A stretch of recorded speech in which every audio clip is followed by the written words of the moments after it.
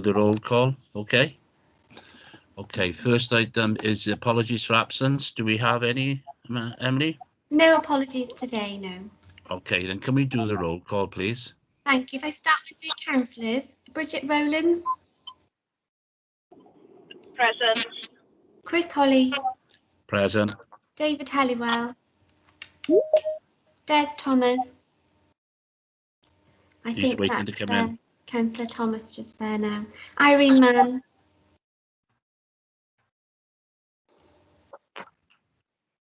Jeff Jones. Yes, I'm here. Linda James. I can see you. Lyndon Jones. Good morning. Yes, morning. Mary Jones. Present. Mike White. Present. Paxton Hood-Williams. I'm here. Peter Black. Present. Peter Jones. Present. Philip Downing. Present. Steve Gallagher. Present. Susan Jones. Present. Terry Hennigan. No, his apologies because his wife's ill. Okay, thank you. And Wendy Fitzgerald. Present. And Will Thomas. Yeah, present. Thank you. And the invited cabinet members and officers today, Ben Smith. Present. Martin Nichols. Rob Stewart. And Robert Francis Davis. Is there anyone else here I've not called today? Did you get My me, name. Emily? It's Linda James. I did. Thank you, Linda. Thank You you. Call you. my name Des Thomas. Okay, thank you very much. Thank you. Okay. Right.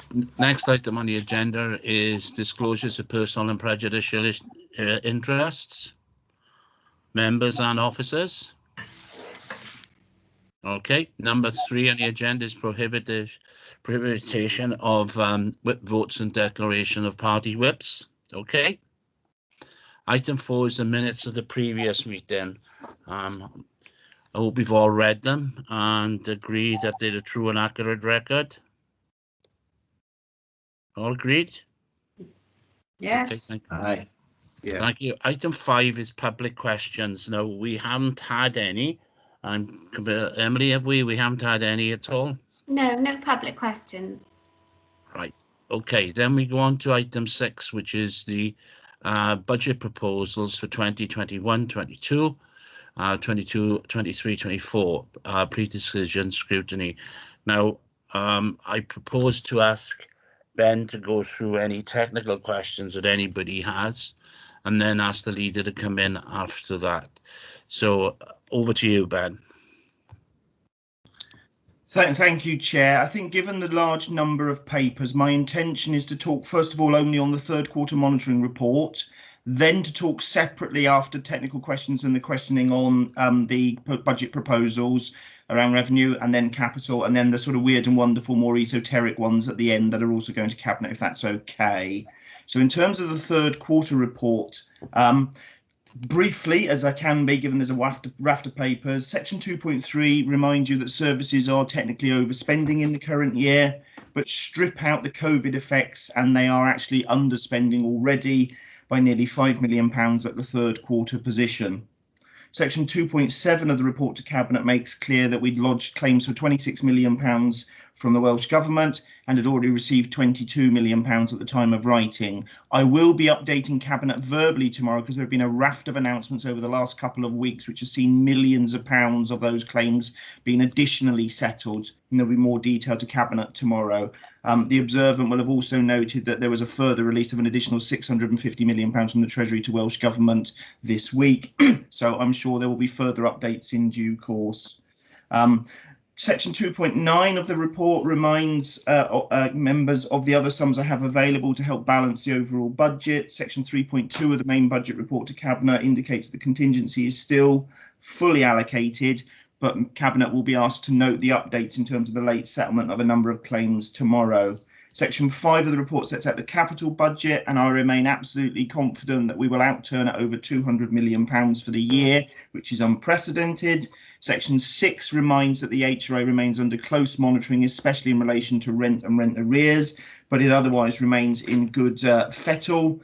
Appendix A of the main report pulls it all together into a single page, which emphasises that services with the COVID effect on top are £17 million over, that I have £2 million of central action at my disposal, that I have £7.5 million forecast available in capital financing, and at this point in time that there were substantial losses on council tax. One of the updates I will be giving Cabinet tomorrow includes a settlement of a very substantial part of that agreed with Welsh Government across Wales.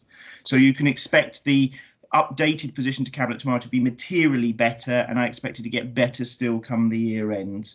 And that's all I need to say on the third quarter report in terms of officer advice, Chair. Okay, thank you very much. Any questions for Ben on the third quarter? Yeah, sorry, I should put my hand up. So, Jeff.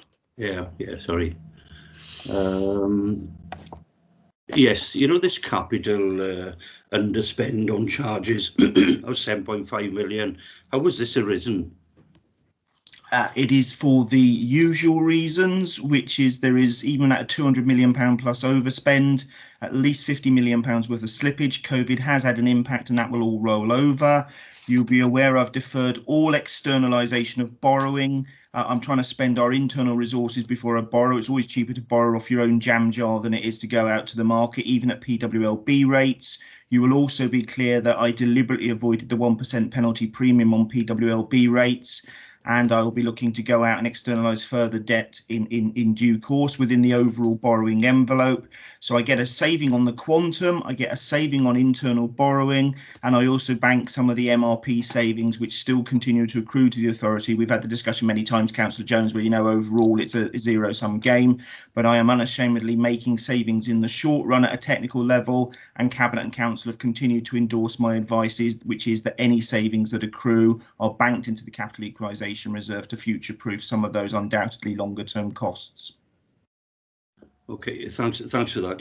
Again, you know, excuse my naivety, I haven't got the knowledge that you have and so on. So the savings we made on the capital charges because we've deferred.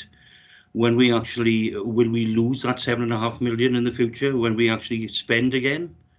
It's just a one-off saving because we deferred, yes? There are elements of it that are undoubtedly one-off because it's a deferral of both the quantum spend and a deferral of the borrowing, and also trying to maximise the time at which I do go into the market, which for us will be PWLB. I'm a very old-fashioned treasurer and I like plain, boring, simple PWLB money, and I like it even better if I don't have to have the 1% penalty premium applied. So yes, they are temporal, they will unwind eventually, and you're well aware there is a long-term escalator on the capital financing costs, but in line with our duties under the Wellbeing of Future Generations Act, I loudly and proudly set out my officer advice to Cabinet and Council on what the costs will be when it peaks in 25-26. But in the very short to medium term, I am more than happy to maximise the flexibility that is afforded to this council, which has enabled it to find its way through the financial impact of COVID. And as several of you have remarked, able to weave my magic dark arts to be able to spend the money several times over. It's said slightly in jest, but it's seriously important. That firepower, which is a revenue reserve because it's revenue financing of the capital programme, means it can be made available for any purpose and can be made available at any purpose at the time at which Cabinet and Council determines it's right to do so. It's what has stood this authority in good stead compared to a number of others. You'll see some across the board who have now got themselves into desperate difficulty, and of course the only solution is for them to go cap in hand to the government of the day and ask for what are called capitalisation directions, which is to effectively end up with technical bailout solutions, which are what we've done ourselves with our own money. So I'm not shy about giving the officer advice and recognising that Council has done the right thing at all times. I'm sorry I'm laughing, Ben, but I've just read that you were the Voldemort of the council. Jeff, Sorry, you got Chris, anything else? Can I just come back with a question? I can see Ben smiling and so on. You know, with the council tax debt, if we can actually call it, I think you said 3.8 million, and you actually said, I don't want to take anything away from Cabinet tomorrow, but have we actually had anything to fund that from Welsh Government? Yes, and as you allude, I won't give you all of the details because I'll do the courtesy of updating Cabinet tomorrow, but there is an all Wales settlement agreed in conjunction with Welsh officials and Welsh ministers, which sought to balance the views of 22 authorities. And you will see when I give the update tomorrow to Cabinet that I was again incredibly loud and proud as an officer in making sure I maximised the amount that I could get reasonably and legitimately for the Swansea resident and council taxpayer. We will have done very, very well when viewed in a Welsh or Wales scenario in terms of the settlement. Yes, it will make a material inroad to that figure, a very material inroad. I'll say no more than that, Jeff, at this, Councillor Jones, at this point. Can I say, Ben, that this is a live document as such. It's just a snapshot of where we were, and because there's an update tomorrow to Cabinet, which you rightly say you're obliged to give them the briefing first before anyone else, which is understandable. There is, to some extent, this is just an historic document that tells us where we were at that particular time and not where we are currently. So I think that we have to remember that and move on from that, because I think it's important that we understand that and that the budget itself will be again something that will be discussed with the Cabinet tomorrow and further on at Council in March.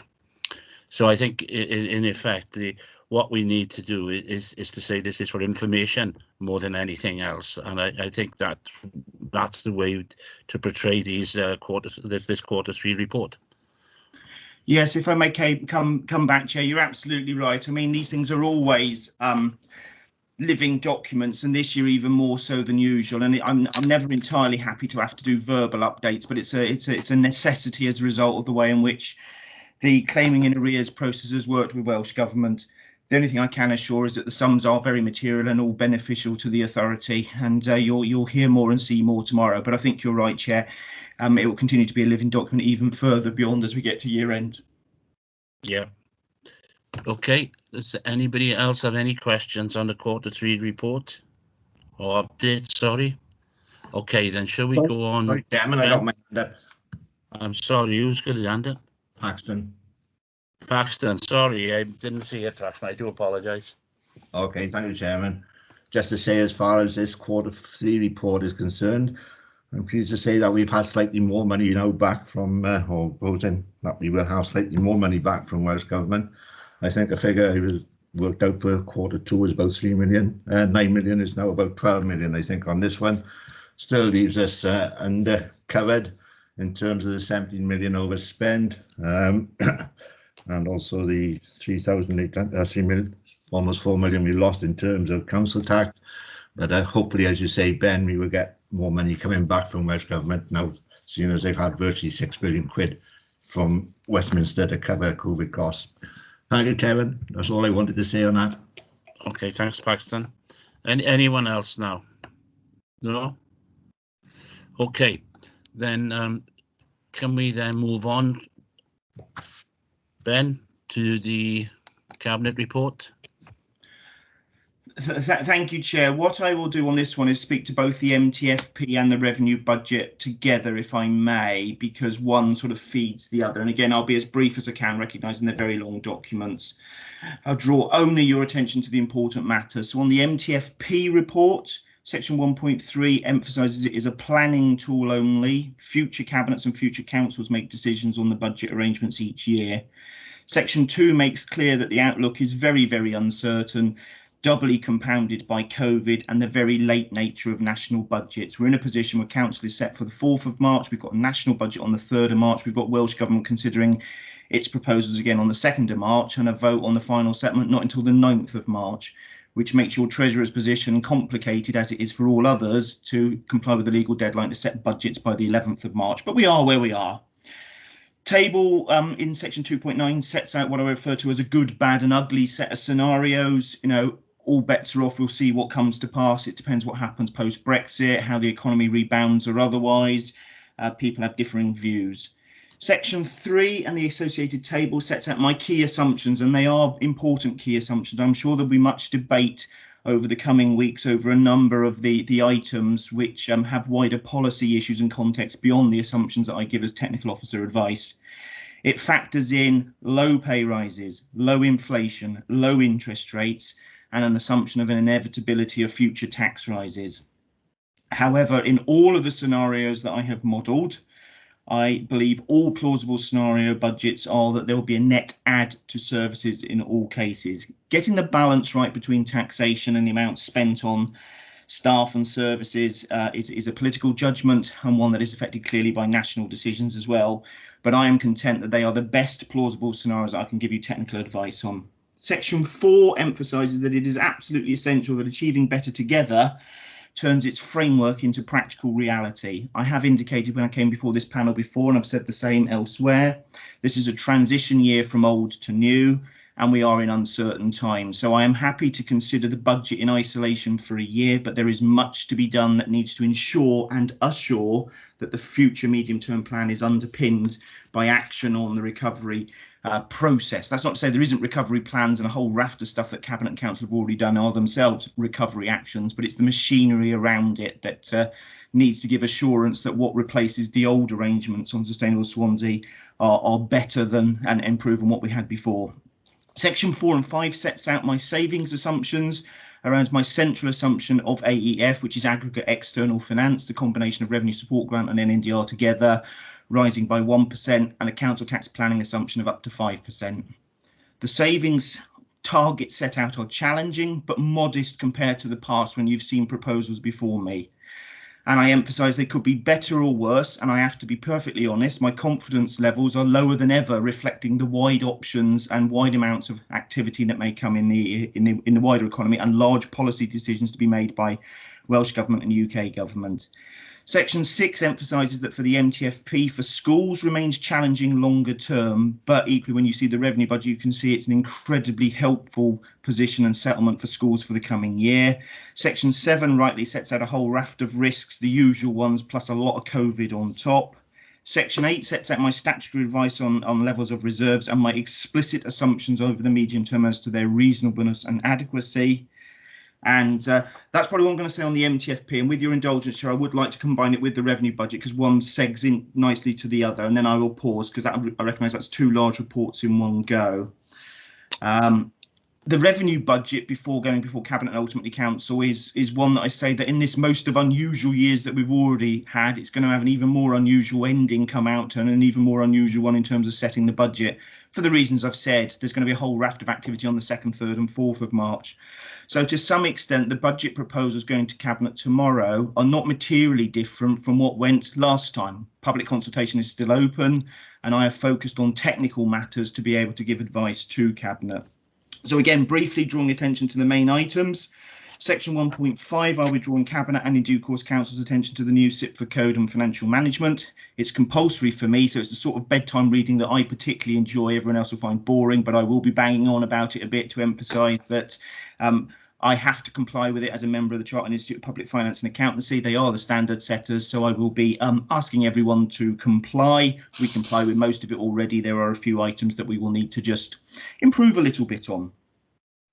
1.6 sets out the assumptions in terms of money going into the budget, and I'll be honest, I think it's going in spades. A net add of £22 million to the budget is positive, and you'd expect it to be positive. It's the second largest AEF increase we've had in 10 years, so there is plenty to focus on what's going in as opposed to what is coming out. I won't repeat what is set out in terms of the link back to the third quarter set out in section 2. As I've indicated, in section 3, we wait a whole raft of Welsh and UK government announcements, so we'll see what happens in the first week of March. Section 4 sets out my forecast of what is to come, and as I've said, I've only made some technical changes as a whole. Section 4.11 revises upwards the overall schools position, partly as a result of technical adjustments, partly because of increased grants. And I can advise that on this item, at the time of writing it, the school budget forum response hadn't been received. It has been, and that will be going forward in the council pack. Section 5 sets out my savings assumptions, which must be delivered by those responsible for them. That's the directors and heads of service. and must ultimately link and be evidenced in line with achieving better together in the recovery plan. Section 6 sets out that consultation is ongoing. Section 7 sets out the staffing arrangements, and a whole raft of consultation exercises have already been undertaken, and I will again be advising Cabinet tomorrow that the risk of 6 FTEs in place is revised down to 3. After having had discussions with the trade unions and checking the build of the budget has been built at pace, and there is a drafting error, and it's not 6, it's down to 3, and that will be advised as a technical update to Cabinet tomorrow. So I apologise in advance to Cabinet for the error. But at least it's in the right direction. I always like reductions in posts at risk, and I always like increases in budget should there be any to come. Section 8, again, for this coming year only sets out my technical advice on reserves, and let me be clear, I remain of the view that general reserves are the absolute minimum they can be. We have one of the lowest proportionate general reserves in Wales, and as our budget grows and is expected to continue to grow, proportionally it must continue to shrink. So I do reserve my right to give formal advice at the point at which I think the general reserve may have to increase. Having said that, we have very substantial earmarked reserves, and we have continued to add to those earmarked reserves. So I do equally view the thing as a whole as to what is reasonable. And as Councillor Jones has referred to, and I've responded previously, some of those large ones, especially the Capital Equalisation Reserve, are temporal in nature. They are there only for a period of time. They're there, but they're already pre-committed at some future point. They're not the same as the general reserves. And if anything has proven a need to have general reserves, it's this black swan year of all years. Equally, because of the large reserves earmarks that we've had, we've been in a position where I'm able to give formal advice to Cabinet. I've never expected there to be any need for a draw from those modest general reserves all year. And I think you can take some comfort from the financial resilience of the Council as a whole. Taking it all together, Section 9 gets to the end proposals and recommends an increase in council tax at 3.99% as set out in 9.1. The rest of the report is in normal order and fashion and sets out the risks, responsibilities, etc., etc. So I'm conscious that's quite a canter through on a large number of technical items, but I wanted you to have the full force of my professional advice and take away from it that this isn't over yet because of the nature of the settlements still to come, and it's a technical report at this stage. With it's a very much still a live budget document rather than a finished budget document for Cabinet, and of course could equally change when it comes to Council. So I'll pause there, Chair, and apologies for probably speaking far too long and far too fast as usual. Okay, Des, Thomas, Jeff Jones. Des, you first. Thank you, Chair. Yeah, thanks, Ben. That was a quick canter through. Can I take you back to item 3, the projected spending? I mean, some of the figures there are reasonable to the layperson. Others seem to jump ahead. Non-teachers pay, for instance, is a 4-fold increase in about 3 years. But the one that particularly caught my eye was the Mid and West Wales Fire Authority levy. And the projected increase there is, again, is 3 or 4 times. You know, can you explain some of those figures, please? I think you're referring to the medium-term plan, Councillor Yes, Thomas. Yeah, I'm just trying to quickly call it up because I'm working on 2 machines at once, and my technical ability is a little bit more limited. Whilst I'm firing it up, the thing I would emphasise that in the MTFP, all figures are cumulative, and apologies for speaking away from camera. I'm looking at the other machine beside me. So the MTFP sets all things out in cumulative fashion. So if by year 4 it looks 4 times the size of year 1, that's 4 lots of broadly the same figure for each It's added year. on, Des. So in terms of the increases, the levy for, say, the Mid and West Wales Fire Authority, which one you've alighted to, is not out of kilter with what they've done in the past. This coming year, they've now advised us of the levy, and it is lower than it has been in a number of previous years, and I'm thankful for that. But it is normally been of that order of magnitude, and I have to factor in sums that I think are plausible and likely to pass. I always like to have a little bit of wiggle room. Who knows what it is, but my technical advice is they are about right given the track record of what the Fire Authority has felt it's needed to levy. The same is true on a number of the others. So again, the pay awards, I will speak on that one. I will be careful what I say. I have to be apolitical. I am a speaker of facts, but clearly the facts also have a whole raft of policy issues attached to them. Again, year 4 is 4 times the cumulative effect of 4 lots of 1% pay award increase assumptions. That's in line with pronouncements made by national government in terms of expectations of public sector pay restraint. I'm sure there will be much debate to come about fairness, equity and the policy drivers at Welsh Government and UK level. But I have to put my own assumptions in for now. I will equally add that yesterday the trade unions have now formally lodged their pay claim with the NJC, and the pay award claim is for 10% and a raft of changes to terms and conditions. As an officer, I make no comment on that whatsoever. I'm not allowed to. I have to be apolitical, and I am actually a member of one of the trade unions that submitted their claim. But clearly, one of the things that is risky in terms of the budget strategy is 1% enough? Last year it was 2.75%. I have taken into account what UK government has said. I have taken into account what is in, or more personally not in, the settlements in both England and Wales in terms of funding pay awards, and it's one that's going to add to that uncertainty. This claim only went in yesterday. There has to date been no response when I checked last night from the LGA as the host employer on behalf of local government employers. And they're talking about convening in April, May time, well after you've set the budget. Clearly, the difference between a pay award at 1% and 10%, even a pay award at 1% or 2% or 2.75% is very, very material, especially, Councillor Thomas, when, as you pointed out, it compounds over the years. And I don't know. My starting presumption is that the economy will be relatively flat for a period of time. The Bank of England's chief economist and governor think differently. They think there's going to be an enormous rebound. I don't know. But at the moment, I've gone for low inflation, low wage pressures, low interest rates, and a relatively slow recovery to the economy. We'll have to see what happens. I hope that's enough of an answer, Councillor Thomas, and also apologies for weaving in a couple of other matters, but I probably skirted over them a little bit too much in my technical advice, because the difference between 1% and 10% is 30 million quid in a year. When you factor in all the terms, so they're very, very, very material. Okay, Paxton. Thank you, Chairman. Just a couple of points, if I may. First of all, I'm going to come back to something I raised last year, because it is a bit of a bugbear with me, as you well know. I got, first of all, I recall that last year I requested that we would see the gross budget as well as the net budget. We again haven't got that gross budget, but I am going to ask for it to be provided by the next council budget meeting. I think it is important that we see it, particularly because we have no idea as councillors how exposed the council is to grant income, which in theory can be turned on or off like a tap, or can be raised or lowered without any real warning. I happen to believe that at the current time, grant income, excluding the RSG, is somewhere about 170 million, so it's quite a big element of our net budget in that sense, running at about 35%. It should not be difficult to provide the gross budget figures, because I do not see how we can arrive at a net budget without first of all generating that gross budget. I'm not going to ask for anything complicated, just a single sheet of paper that I would hope to see, which would show for each directorate the following information. In terms of income, we need to be aware of all grant receipts that we are anticipating, broken down into Welsh Government specific grants, such as a PDG, and any other grant income, such as European funding, for example. And similarly, it should be easy to present the anticipated income we will get from service provision. Obviously, with social services, we get funding from providing clients with services, and if you look at a place, then there's a lot of elements of funding, such as planning fees, parking fees, etc.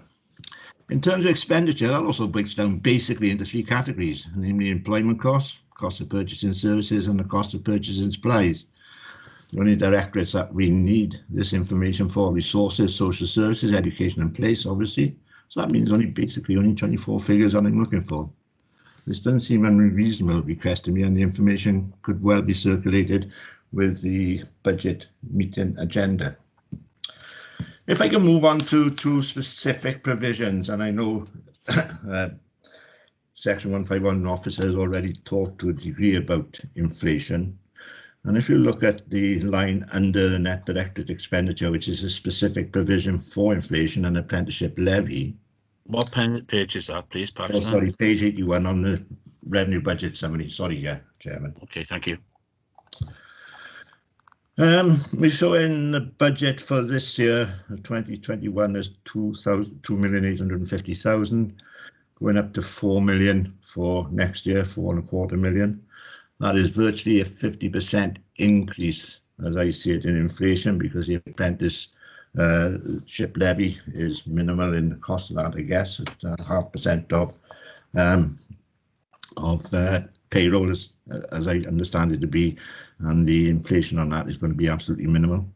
So we're looking at virtually a 50% increase, and that despite the fact that in the Q3 projection on page 18, we show an inflation. The cost of it likely to be this year about 1 million rather than the 2.85 million. So there seems to be a significant increase in inflation, which, when we consider that we're running at about 0.9% in terms of, 0.7% now, because that's the figure that came out yesterday in terms of CPI. It seems a very high figure indeed to be increasing it by 50%. Secondly, the other figure I would like to look at is the council tax reduction scheme. Again, relatively more small amounts of money in this respect, but there we show an 11.1% increase in what we expect to be paying next year. That despite the fact that the council tax is only increasing effectively by 4% in terms of the amount of money that we'll be paying. I know it's more than that, but obviously because of the extra bandy housing and the income coming from council tax goes up accordingly.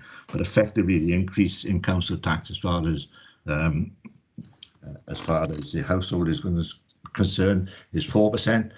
If the leader is listening and to not tread too heavily on his sensibilities, I'll say 3.99 for his benefit, but as far as I'm concerned, that is near as 4% as we're going to get anyway. So I'm just wondering why we need 11% increase in terms of council tax reduction scheme when council tax is only going up 4%. And last month, I think in the council meeting, we approved the same council tax reduction scheme as we have for this year. Doesn't seem to make any sense. They're small sums of money. In total, they will come to, I think, somewhere about 4.5 million unnecessarily figure provision put into the budget. Could make a significant difference if instead of being put there, it was put onto the schools' delegated budgets. We all know, all of us who are involved with schools these days and governors will know that there's been severe impact on their budgets. Hopefully it will be better this year. They were promised a good settlement last year. They received a good settlement and then it was taken back with another hand, and I hope we don't do that again. But effectively, there's you could certainly put an extra 4 million, as I see it, into the school's delegated budget without any real risk in terms of the impact on the provisions for inflation and for the council tax rebate scheme. Those are two questions. I'd just like to be interested. I know they're small amounts of money, but it is indicative that sometimes we need to have a look at these figures. And if I go back to 9 years now, which is some time, the leader will remember that time that he was chairman of the Finance Scrutiny Committee, as it was. And we had a similar situation then in that budget that year, or budget forecast for 12-13, I think, where I again queried figures, and particularly in terms of inflation, and the significant change was made to the budget that year as a result of that.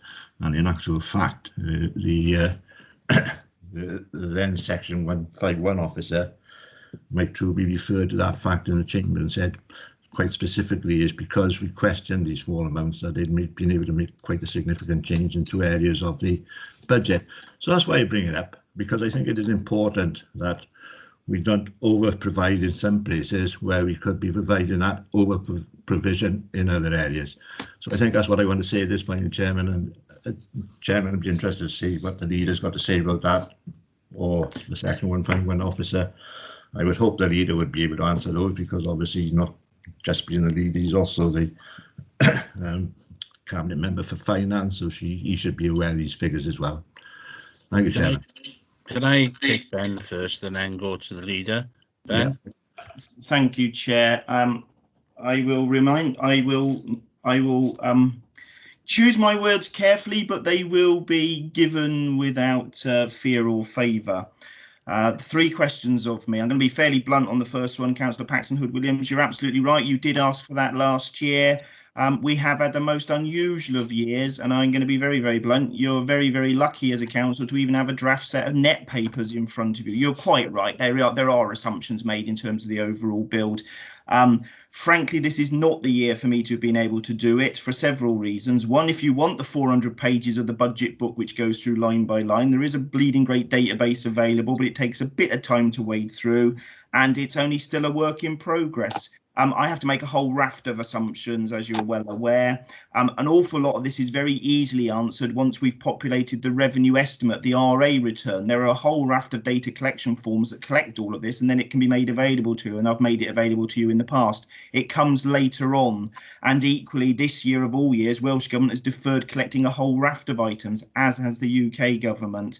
And because it is a set of movable feasts, one of the most difficult things for me is ministers often make large policy announcements. There'll be an extra £50 million for this, there'll be an extra £60 million for that. That's great. And this year, more than ever, they've come through on a daily basis. I did joke with the leader at one point. On occasion, they felt they were coming in by the hour. The problem is those are allocations at an all Wales basis, and we have to wait for there to be a grant offer from the relevant government department to issue it to us, for us to accept it, for it to be certified, and that takes months. So anything you get is only work in progress. So perfectly valid questions, and ones, and I understand entirely why you've raised them, Councillor Paxton Hood-Williams. It would add to the visibility, but I can only produce stuff at the pace at which I can produce it. I would also say that when you look at most other authorities, because you want a set of papers that at least is half intelligible to the average person, that no one does it in that level of detail that I'm aware of in Wales. You would have an enormous budget book that would you'd find impossible to lift. I'm being slightly disingenuous deliberately for effect, and I'll allow you to come back in due course. But this is not the year. It really isn't of all years, and I do worry about how much value is added versus where I find the time and officer to produce it. But the points you make are absolutely valid, and I do entirely get them, Councillor Paxton Hood-Williams. In terms of the second one, which was inflation, again, I give technical advice to members. Yes, headline inflation is CPI, which is currently 0.7%. But that inflation figure is going to go all over the place. Even, one of the boosterisms from the Bank of England is that inflation is going to return as the economy rebounds. Other things that will affect that are administered price rises. So the current CPI is dampened down as a result of Eat Out to Help Out and the temporary VAT reduction on dining out. That brought CPI down by at least a percentage point. When they drop out in the summer, if they drop out in the summer, because the Chancellor may have other ideas come the budget, they automatically put CPI up. No one will have avoided seeing the 10% increases in the energy and gas price caps that are coming. When they come, and millions of people pay them, that will add a percentage point, in my humble view, to CPI. Council tax is predicated in England at an assumption of 5% increases. No one is obliged to put them up, but the council tax increase is assumed to be 5% in England. It's assumed at CTSS to be 5.1% in Wales. So when you have those certainties of tax increases coming down the line, it's no surprise that most authorities will be in the pack. That adds to headline inflation. So I'm taking an inflation view over the next 4 or 5 years. But the biggest problem is, of course, we don't pay CPI. Our basket of goods is completely different to your average person, fortunately, because we tend to have fixed price wholesale gas contracts, etc. But my big price increases are if there are increases in the national minimum wage, living wage, if there are care home providers that are not resilient and they need major increases in their funding to be able to deal with loss of occupancy, huge amounts of expense on PPE, I am likely to need to give officer advice to Cabinet and Council, which says that a number of those claims are reasonable and prices will go up an awful lot more than the headline rate of inflation. So whilst it is always tempting to see the Treasurer's spare pots, and perfectly right that Scrutiny challenges me on them in the same way that Councillor Jones does on the capital financing stuff, I have to give a view as to what I think is reasonable over the medium term. And although they look like big numbers, they're very, very small numbers in the context of the overall budget. And I do defer again to Councillor Paxton Hood-Williams, because he's quite right. If he had the split between gross and net and the split between pay and prices, he could work out how reasonable or otherwise 1 million here, 2 million here is. The third question, which I must also answer, and then I will defer to others. And again, it's a difficult one, but I'm going to speak without fear or favour, and I'm going to be equally brutal of what I think of the views of others involved.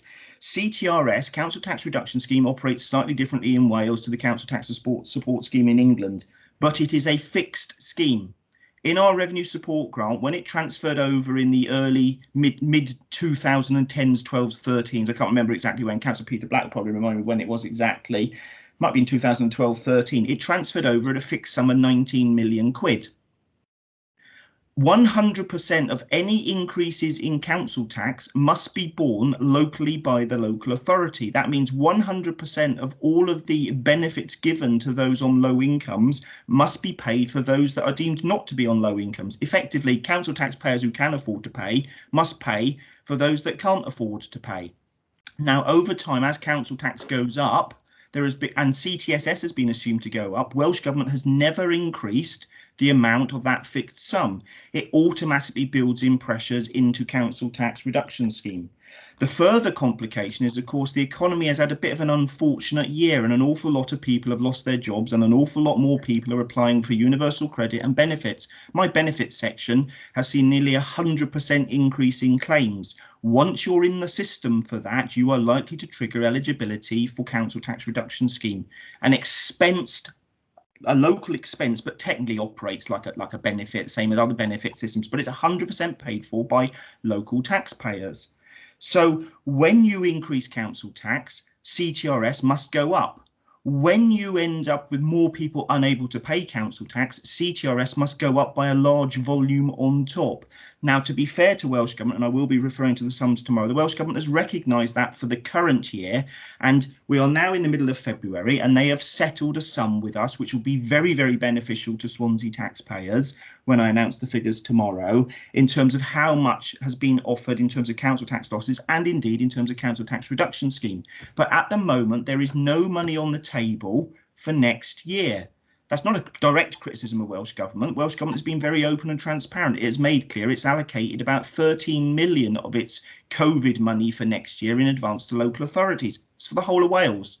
This authority's had over £100 million to wash through the business grants, the claims in arrears. So you're being asked to set a live document budget at a point in time when you don't know most of the specific grants in a normal year, and you certainly have no view on any of the specific grants still to be announced. I do truly hope, because I've made my position very clear with Welsh Government officials and ministers, that the quantum effect, that volume effect of the economy materially deteriorating and many, many more people being unable to pay council tax is recognised either in the block grant support or a continuation of this year's one-off CTRS money. Because whilst it's right that a local tax is paid for by local people, Swansea residents didn't cause this any more than Neath residents or any of the other residents across Wales. So it's a complex policy interplay, and I apologise for getting a little bit on my moral high horse, but it's one that I've tried to couch within apolitical officer terms, which is the system forces it to be thus, and it's so massively geared that you end up with what I consider to be ridiculously sized increases, as they are everywhere, and it reflects what you agreed in council on adopting the CTRS scheme. You received a report from me that made clear there was a material increase in claimants, and that we were spending 23 million quid on it, and we're likely to need to spend more. Adding in a council tax proposed increase adds another 100% of the CTRS cost to council taxpayers. So it's a long answer, it's a passionately argued answer. I've tried to make it as apolitical as possible.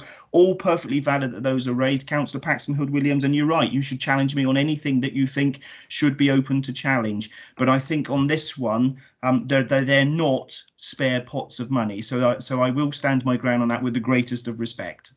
Okay, can I ask Rob to give an answer now? And I do understand that the leader has to leave at 11 o'clock. So if no, it's okay, Chair. I'll be staying because obviously we've got quite a bit to get through, and I haven't contributed very much or anything at all in this meeting because we've been going through the technical questions.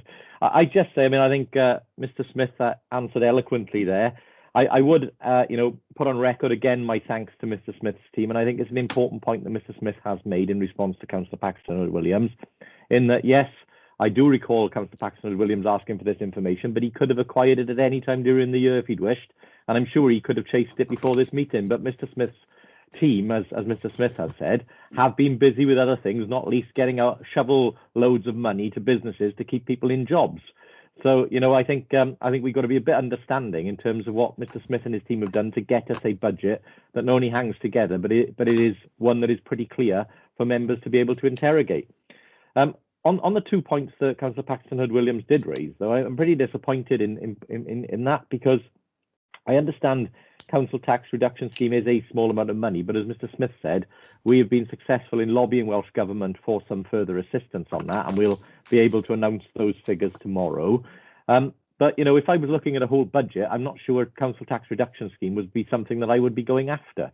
You've got to remember it's there to help those people worst off, and I think it's, you know, I do question Councillor Paxton Williams' motives here in terms of being obsessed with council tax reduction scheme. It's there to help people who are struggling.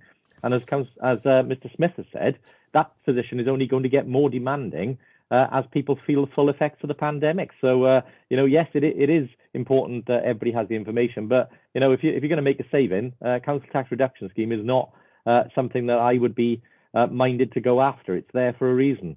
The other thing I think was disappointing was that, you know, again, you know, one of the things that I think we should be concerned about is we've had huge amounts of effort from loads of key workers over the last year, and yet, you know, one of the perverse applications of UK government policy at the moment is that many of those people will not get a pay rise because of the pay freeze. You know, I think I would have hoped that Councillor Paxton Hood-Williams would have referenced that perhaps in part of his commentary, because I think he's probably got more influence over Conservative ministers in London than I have here. But you know, I think it's incumbent upon all of us to try and make sure that we fully recognise the efforts of key workers over the past 12 months. They've been outstanding, and I think it's a slap in the face to those key workers to not be seeing a pay rise for many of them this year. So, Leader, can I remind you, Leader, this is a factual scrutiny and all of that board. was factual, Chair.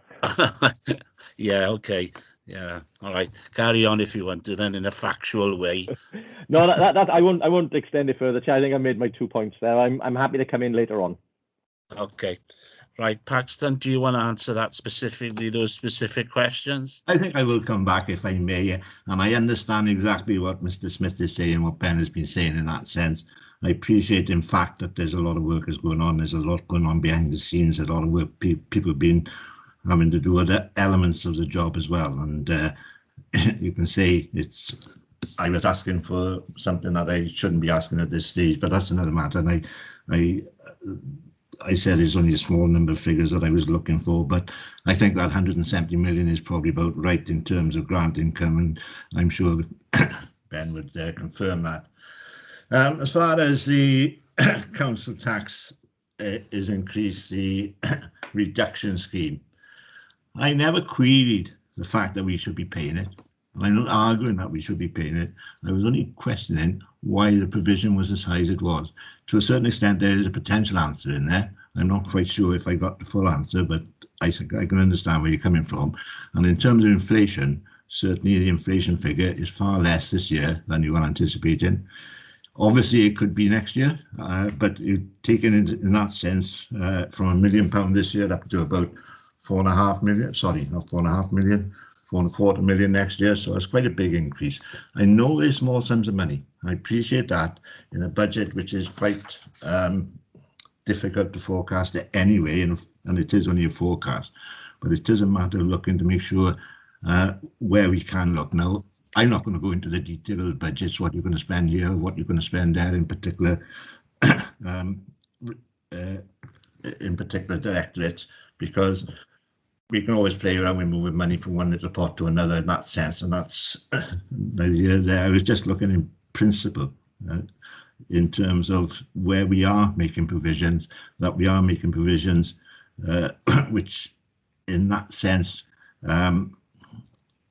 will be used where they said, when they hopefully, if they're not, and if it does turn out that those provisions are too high, then what I'm saying is that money could have been spent elsewhere, perhaps in areas such as I mentioned, what would be the schools' budgets. But That's the only query, and that's the reason I'm asking those questions, because these figures do have to be looked at in detail. We need to know where we are in terms of switching between various aspects, let's say within social services or education.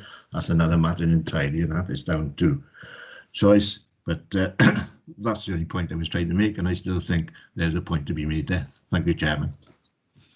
Thank you, Paxton. I've got Jeff Jones just next. I know, Leader, you've still got your hand up, but I'm assuming that's the historical, yeah, and Paxton. Right, Jeff, it's you. Over to you now. Yes, thanks. And Ben, yes, I think everybody appreciates the work, you've done over the last year and so on. And I think our perhaps little contribution is we've merged the development and regen meeting into today, so saved you a bit of time yesterday anyway. Again, sorry to come back to this capital financing charges. I got page 65, 413. Just some clarification, really, especially on the way forward.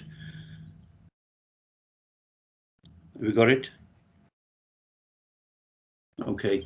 Yeah, it actually says, there's a baseline increase of 1.166 million compared to last year, reflecting unsupported borrowing on, our friend, the MRP. But it actually mentions that with, in 2021-22, there may be further requirement to externalise borrowing as good treasury management practices dictate. So what are we actually saying there? We've got to borrow money externally to pay our finance charges? I will come in there. It's not quite that, but there's a couple of bits going on here. I mean, as you know, I've agreed in terms of the officer advice I gave to council a number of years ago, and we've referred each year subsequently, that there is a long-term capital aspiration envelope, and an awful lot of that capital programme is to be predicated on external unsupported borrowing, which means 100% of it falls on the local taxpayer in due course. And I have been absolutely insistent, and I'm very pleased that councillors across all parties have recognised that in council, that they're taking very much the medium and long-term view of the cost of that borrowing. I came into COVID with £100 million wall of cash on the balance sheet, which has enabled us to survive through without needing to go back out to borrow more. I had already indicated we only borrowed the first £90 million of an up to £180 million worth of PWLB borrowing. The references to the timing are code for I'll do it when the 1% comes off and when I need to do it. The reality is there's no point me going out and borrowing the whole lot in one go, other than it gives me absolute certainty of the rate, and it is so tempting because those rates look low and I'm not convinced they're going to go much lower.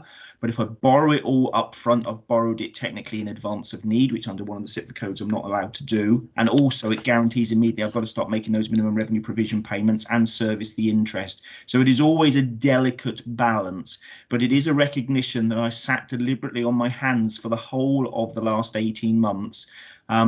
As I've alluded to previously in Scrutiny, and you'll have to indulge me because I'm in slightly mischievous mood, I've referred once to doing the £90 million and avoiding the 1%. I'm going to do it again and get the other £90 million away, avoiding the 1%. So to echo the proverbial Britney Spears, I will have done it twice.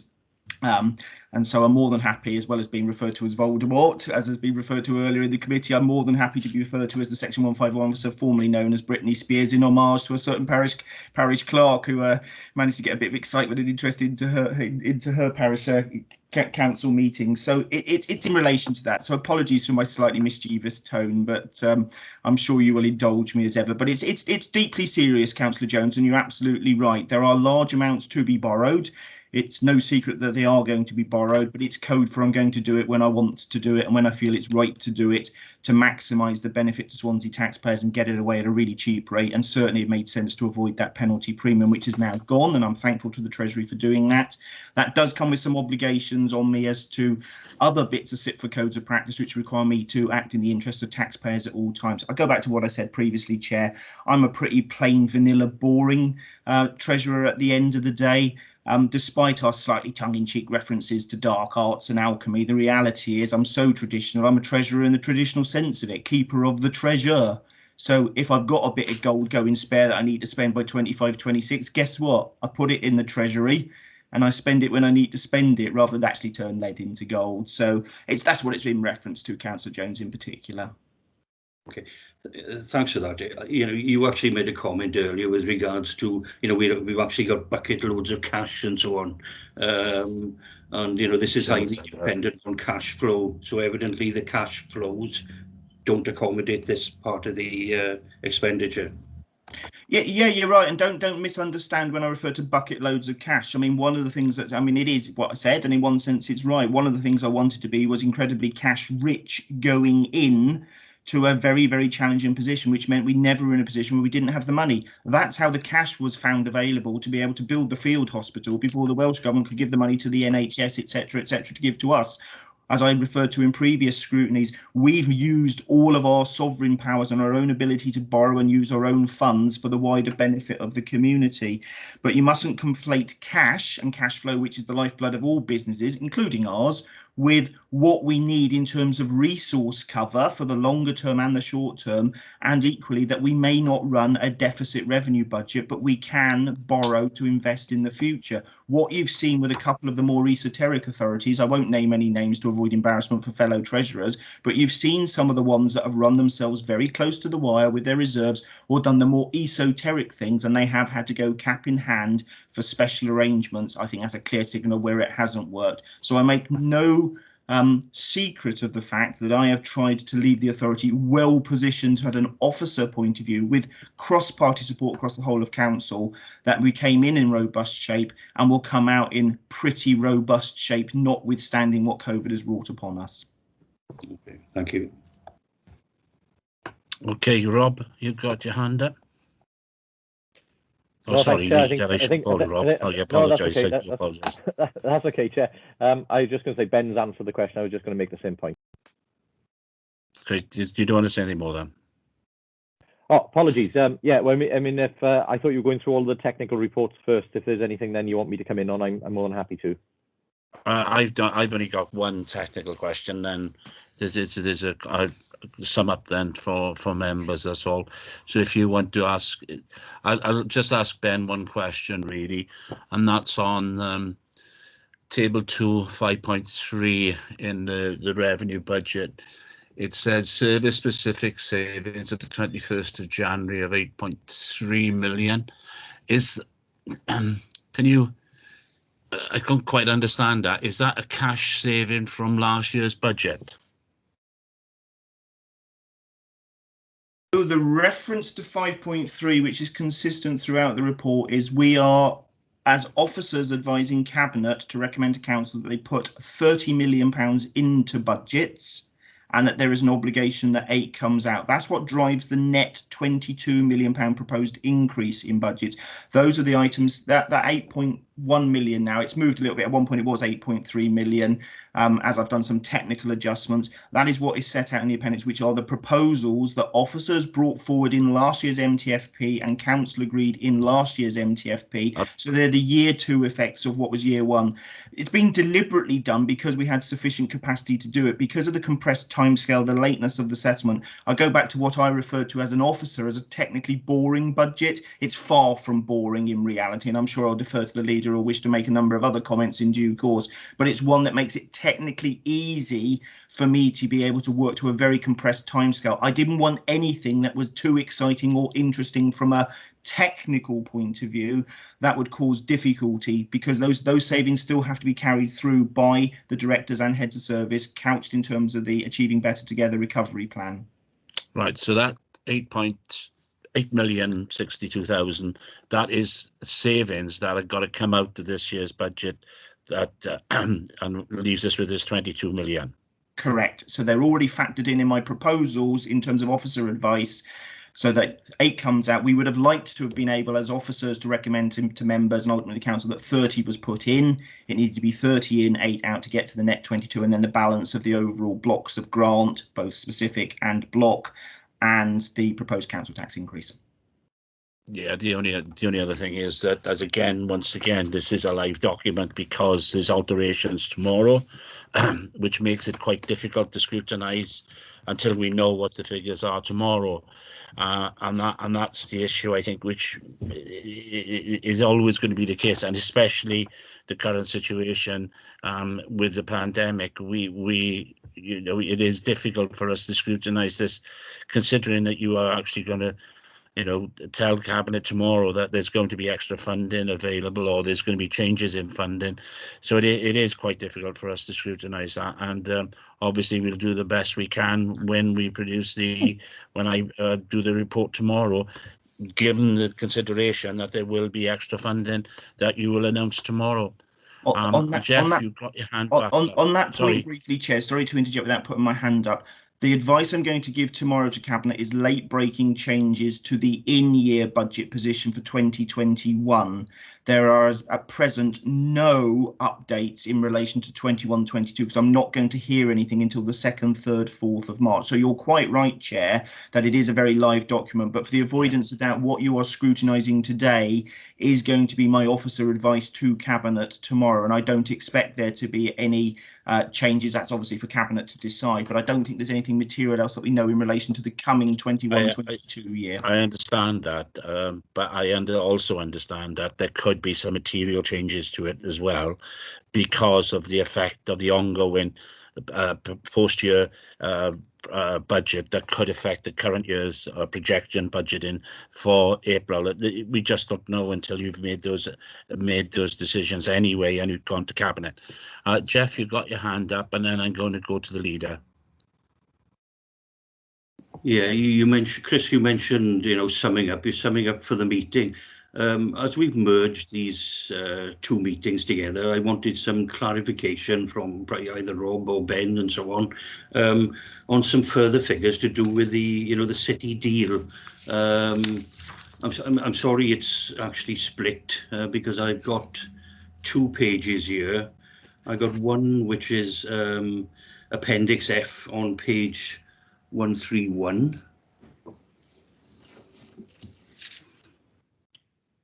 And then another lot of figures on page 402, all to do with the city deal. A little bit confused really with regards to a lot of figures that are actually bandied about, and it'd be great really if we can have some information with regards to all projects, in Swansea, not only city deal. On the page 402, it's actually got the 3 figures, the public sector, which is 84 million, 84.7, which I assume is the local authority. The private sector, which is 39.9 million, which I assume is Trinity St David's. And then the city deal contribution from the 2 governments, giving a total, well, down here, it actually anticipated spend. But I'm assuming the 50 million is not a spend, it's actually offsetting what we've spent, but not only us, because I think 14 million of the 50 million is a Trinity St David's. But then on Appendix F, it's got a total spend for the city deal of the fees, really, the enabling works and fees 80 million, and the construction including main contract 115, total 134 million, and then stage 2 2 million. The figures don't tie up, so really I know there's I think on the hoardings there's 135 million, which I assume ties to the 134. So really it's trying to, what figures are correct? How much have we spent on the city deal? How much are we intending to spend on the city deal? What other projects are actually perhaps included in those figures? And I know we're actually talking about Castle Square. There must be an anticipated spend there, Wine Street. I think I've sort of asked for this before, but can we have an actual spend broken down between all these projects? I'll I'll be brief, Chair, because there's a limit to how I can answer that, and it's right that those questions are raised, but I think they are mainly for officers in economic development and in the Police Directorate to give further assurance to Councillor Jones. In terms of the questions he's asked today, the obvious answer I'm going to give is all the figures are correct. No, I don't believe there are any drafting errors in there. I mean, in one sense, the first reference is to funding assumptions, and you're right, Councillor Jones, it's a complex multi-party agreement with other partners, and it washes through for a number of schemes. So the references to the figures in that are about the funding, the £50 million share which comes from City Deal to us, which does indeed include the Trinity St David proposals. The Appendix F, I can't open both at the same time, but I'm working that is on the capital programme appendices and the bits that are in there. The 134 million you should recognise from reports that you've had previously to Scrutiny and to Cabinet, which is the approved capital programme. And the capital budget report, which we haven't got to me giving much advice on today, is the largest capital programme again, which sets out the already approved spend, shows the spend to date, and that's the bit that is reflecting what Swansea Council is spending as a whole on the bricks and mortar of predominantly the arena, plus the car parking, plus the enabling works and the raft of other items to come. And there is always a disconnect between what the council is spending as a whole on regeneration and what part of it is coming from the City Deal. You've raised these matters before, and I think it is one that's more relevant for it to come back to your own scrutiny panel, because it relates to the budget, and it's right that you raise them. But what I am saying in terms of technical advice is that the capital budget reflects what has been agreed already by Cabinet and Council, and the other reports to refer to the funding streams that are due to come to us from the City Deal, which is an incredibly complex proposal. You have made reference to some future capital programme items. I will just briefly draw attention to the capital budget report. I will again defer to the leader, but I have set out in both the revenue budget report and the MTFP and the capital budget my professional officer advice, which is on the basis of what we've done, the position that we're in, and the favourable movement on interest rates and that PWLB premium, that I have set out my view that there is up to £20 million worth of additional capital that can be financed over the medium term. And of course, I can't borrow for a revenue purpose, I can borrow for a capital purpose, and I can borrow the money faster for capital than, and I can take my time with the capital equalisation reserve to afford it. And it's part of that recovery strategy, some local economic stimulus using our own funds to be able to spend. So there is headroom in that capital programme set out quite clearly in the capital budget report, which refers to a capital contingency line. And I'm sure there will be a number of schemes that will come forward to Cabinet and Council in due course. And I would not be at all surprised if it didn't include the schemes that Councillor Jones has referred to, but I would defer to the leader on those matters, if I may. Thank you. Leader? Yeah, thank you, Chair. I mean, I just obviously to correct Councillor Jones, I mean, the City Deal isn't just about spending, it's about receiving funds from the governments as well. And in terms of the three elements that are listed there, obviously the public sector includes other public sector organisations in the area, because as part of the deal, we may require either to borrow on their behalf, which they will then cover the costs of, or they will make a contribution themselves as part of the partners of the deal.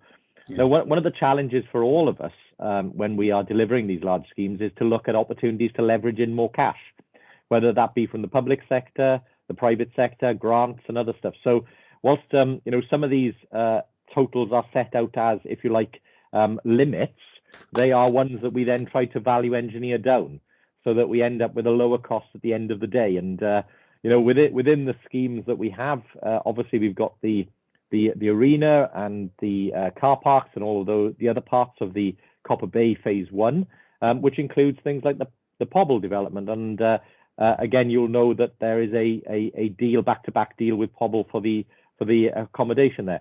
And again, in terms of your request for the other projects across Swansea, I know that you get, as part of your scrutiny panel, a regular update of all the major schemes that we are going through, and Mr. Mowbray and Mr. Richards give regular updates on those. But if there is more information that we can bring to that scrutiny panel, obviously happy to do so.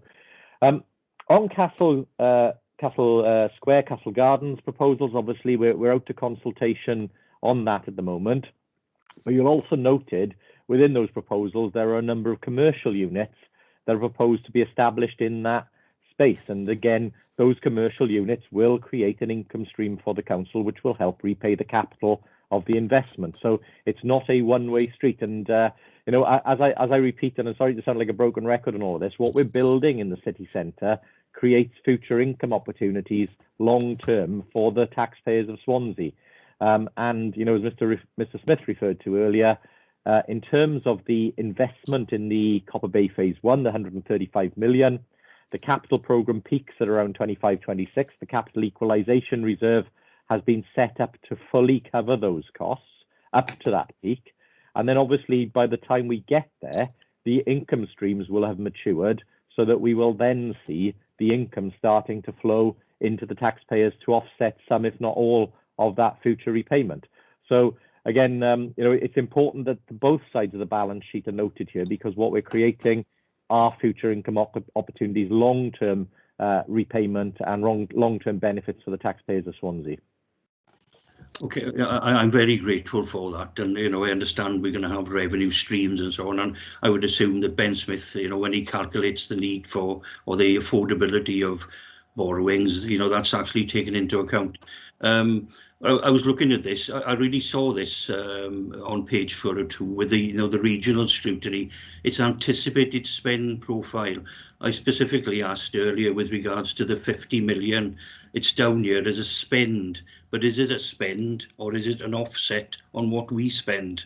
You know, little points like that and so on. And I know regionally they're actually looking at, you know, what we actually spend overall with regards to what is generated, how many jobs, you know, what is the GVA and so on. So, you know, I'd like really clarification on, you know, what is actually spent, what it's spent on, and is it within the city deal or not, and so on. So I'm sure we'll move forward on that.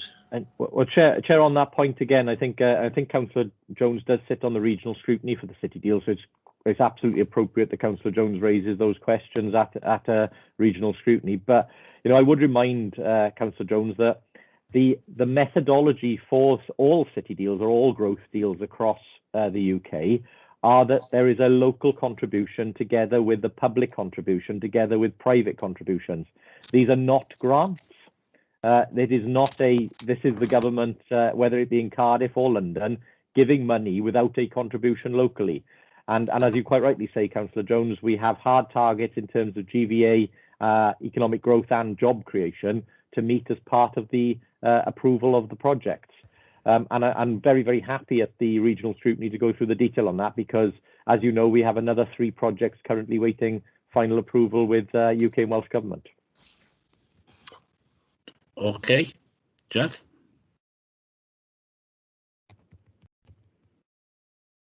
You muted, Jeff. I haven't had, thanks for that. I haven't had an answer with regards to the, you know, the 50 million that's actually going to come from Westminster. Is that the contribution that we're actually going to spend, or is it an offset to what we've spent? How is it going to be dealt with?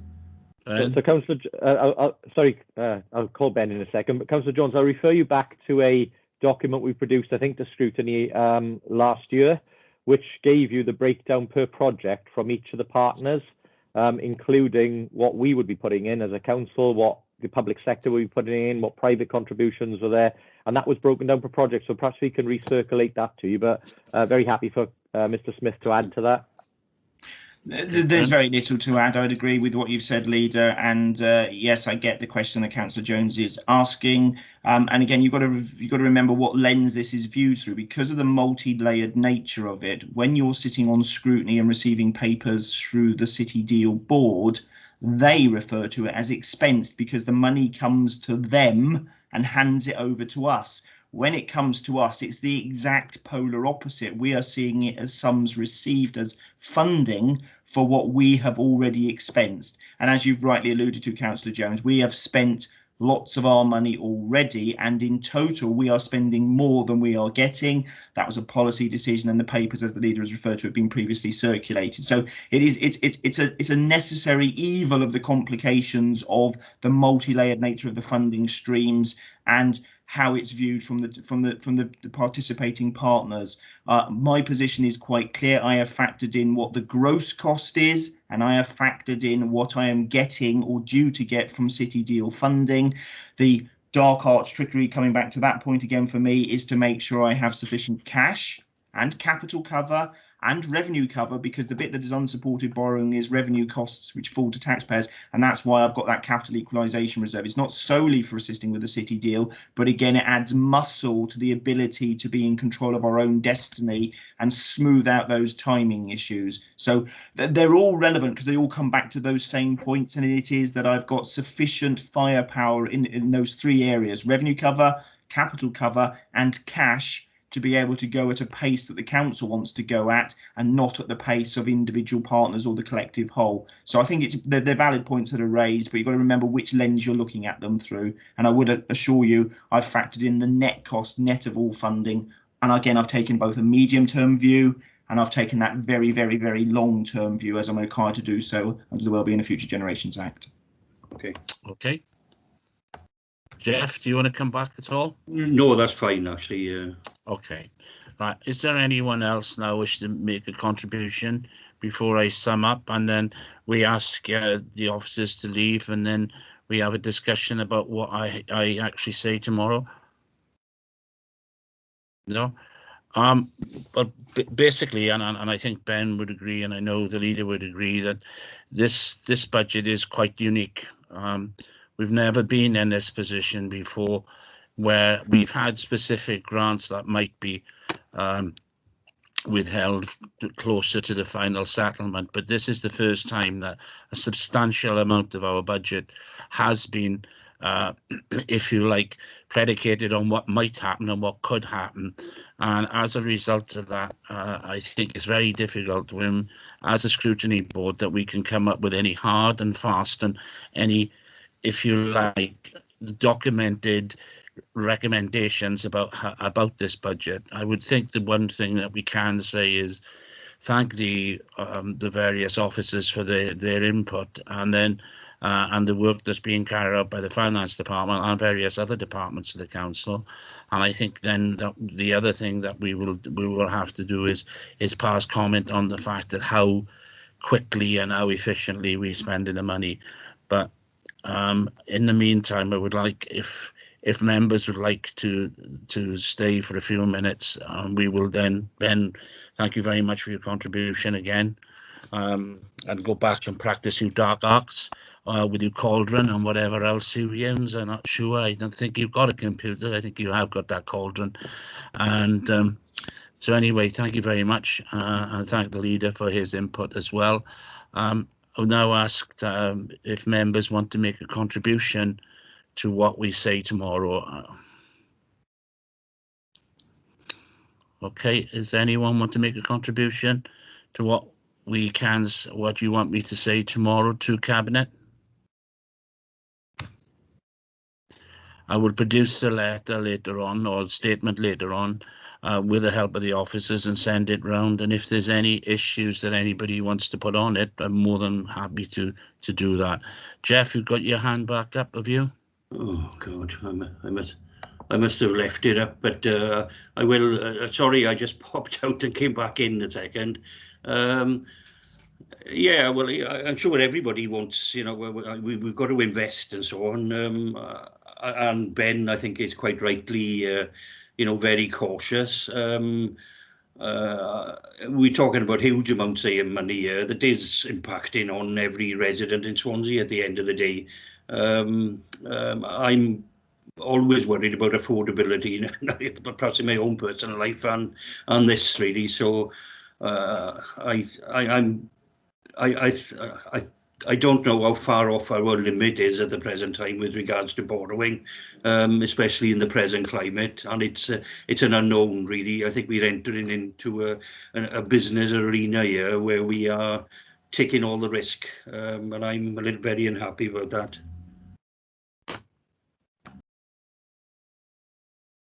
Okay, anyone else? Anyone else want to make a contribution? Lyndon, you got your hand up. Thanks, Chris. At the education meeting yesterday, when we looked at the budget, obviously satisfied overall, because obviously education is one of the beneficiaries, so that's obviously good. We were worried slightly about the potential cost of the new footprint for Eru. because obviously the current organisation exists with staff. If that is going to change and is likely to, there are going to be costs involved with that, because staff will not, who will they work for, and therefore there could be redundancies or whatever. So, you know, what cost implications, because they didn't seem to feature, or very small amount featured in the budget. And as I say, with that potential new footprint, you know, we need to know what's going to be factored in into the future. So that was, you know, something that was we were quite keen about. But I think you've had the report that's been sent through to you with the other points, Chris. Thank you. Okay, thank you, Lyndon. Peter, you've got your hand up. Yes, Peter Jones. Thank you, Chris. Yeah. I'm donning my natural environment hat, if I may, in this context.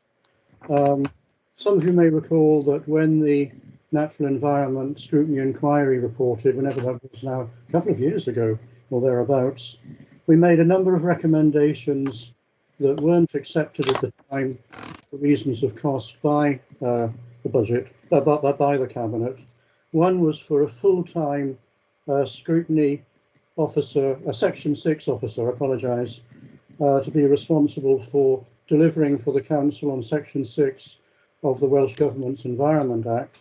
And the other was for a full-time appointment of a planning ecologist, so that we could do, in a sense, a more thorough job in terms of ensuring that ecological requirements were met in terms of planning developments.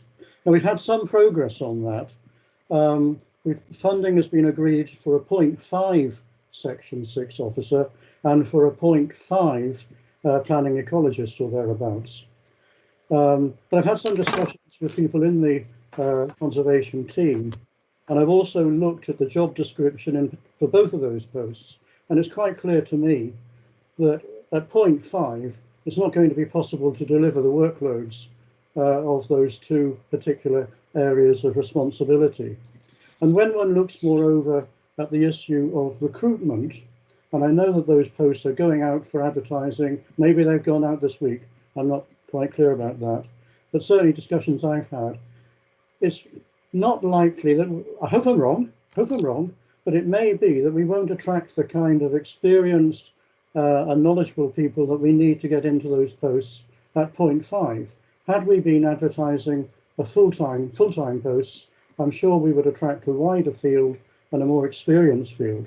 So I would like us to, or Chris, tomorrow when you report to Cabinet, to make the case again for 2 full-time appointments in the conservation team in relation to both of those responsibilities.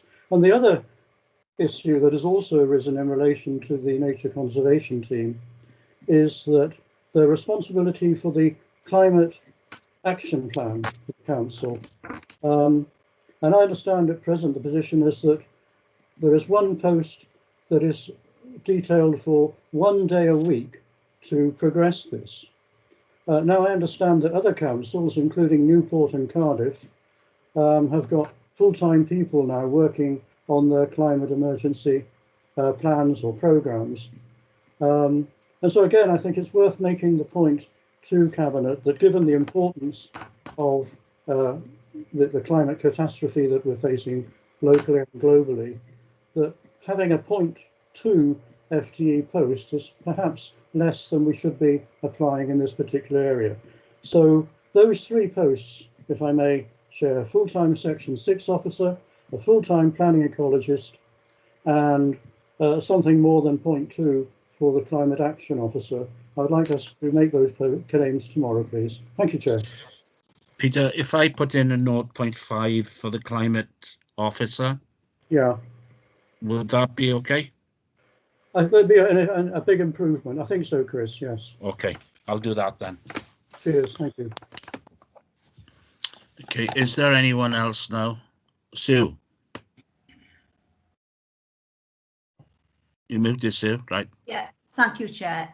Just really to reiterate what the panel, the joint panel for adult services and children's services met on Tuesday. And we wanted to make certain that the well-being of staff following this pandemic would be considered in the budget, and just to emphasise that the staff have done such a marvellous job that we need to actually support them in future. And we're very pleased that the budget situation this year, the increase of overall budget is very little terms of cuts for social services. Just those two things. Thank you. Okay, no problem. Anyone else?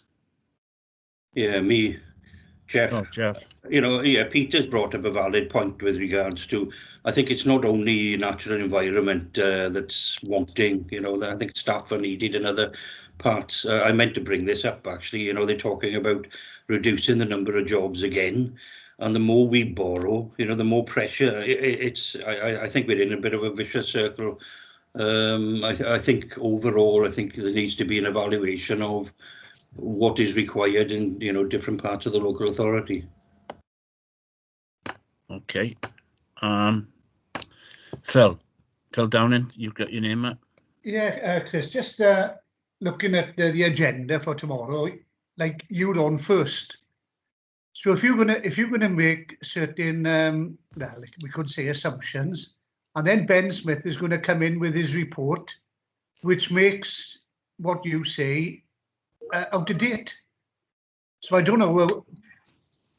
I don't know if we could get like Ben to do his report first, because like he's mentioned a few times, there's going to be certain things mentioned tomorrow that you may want to change what you were going to say.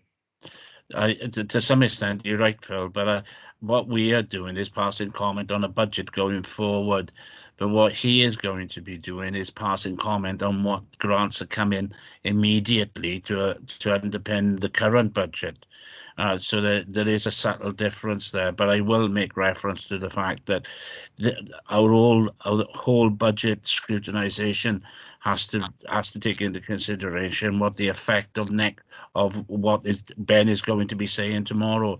That'll be making that point pretty clear at the beginning, because I think, as I said earlier on, because this document is now, if you like, out of date to some extent, because of what might happen tomorrow, you know, it is very difficult for us to scrutinise this budget on this occasion. Yeah, I got to agree with that, Chris. And what it is that the budget going forward, obviously the budget behind it has got to affect the budget going forward. Correct. Yeah. And I'll give you an example. If we get a sufficient amount of money to underpin the losses that we've had in council tax and revenue from various car parks, etc., then that's going to affect our outturn at the end of the year, which will affect next year's budget. So they're going to make that abundantly clear that, you know, because this year is so unique, that us scrutinising this budget this year is because it's such a live document that we can only take a snapshot, and that we may have to come back later on in the year to have another look at it. Okay, Lyndon, you put your hand back up. You're on mute. Lyndon, you're on mute. There we go. Sorry about that. Yeah, Councillor Des Thomas mentioned the Mid and West Wales Fire Service budget. Obviously, we don't have any choice what that is. It's just sort of in ours, and we've got to, you know, obviously collect that money. Only point I'd make, we talked about the corporate joint committees. We're going to multiply that by 5 when they are actually set up, where we won't have any choice. So I only make that point, okay? I can add that point in as well, if that's what the panel want. I actually think to some extent you are right, but that means that our representation on those panels should be such that it puts, again, this is the legal document, this is the legal problem we have. When we appoint people to these panels, their first duty is to that panel and not to the council. And that's where I think the problem comes from. And I noticed Des saying, you know, about this, because we've had this argument many times about the police. You know, the police press, the amount of money, I'm going to say, I can't remember the word now, the amount of money that the police qualify for and ask for the members that are on the police panel, and I'm going back some time ago, their obligation was to the police and not to the people of Swansea. So there is that issue about it, and something that's got to be addressed in the near future. It's making democracy just that bit further away from the people. Well, exactly, and that's why there should be, the panel should represent what the public are saying in the subsequent authorities. Des. Thank you. Yeah. I agree completely, Chris, what you're saying. You froze, I think, Des. When we're dealing with the budget, sorry? You've frozen. Can you hear me? Just about, I think. No, I can't hear you at all now. Well, this is the... Now we can hear you. Right, okay.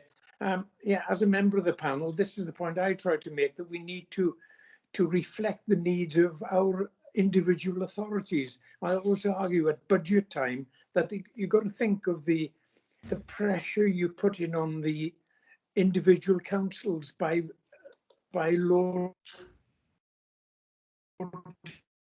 in that precept on them. They seem to be insulated. They don't have the same pressures that the local authorities have with schools and social services, etc., etc. And some of the members there, I want to, fire authority is sacrosanct, and that anything they ask for, they should be given. Well, I don't think we should deal with it in that way. Okay, thank you, Des. I think everybody got a flavour of that. I'm going to stay on now with Emily and Michelle, and I'm going to produce the document, which we'll then send around as soon as possible. And if we can have your comments before the end of play today. Okay, thank you all very much indeed for participating, and it's been a really excellent scrutiny programme. Thank you very much. Thanks, Chris. Yeah.